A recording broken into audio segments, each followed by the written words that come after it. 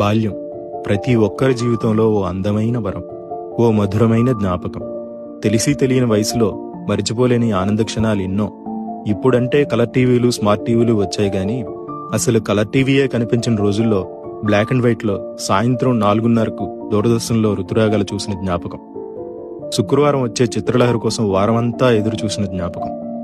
Hero ఎవరో తెలియని రోజుల్లోనే ఆదివారం వచ్చే తెలుగు సినిమా చూసి సంబరపడిన బాల్యం. తెల్లటి చొక్క, బొక్కలతో నిండిన నీలం నిక్కరు, కాళ్లకు చెప్పులు లేని రోజులు, బడిగంట ఎప్పుడు కొడతారా అని ఎదురు చూసిన క్షణాలు, అర్థం కాని ఉర్దూ వార్తలు, అర్థమే తెలియని మూగవార్తలు, ఇవే అప్పటి ఎంటర్టైన్మెంట్లు.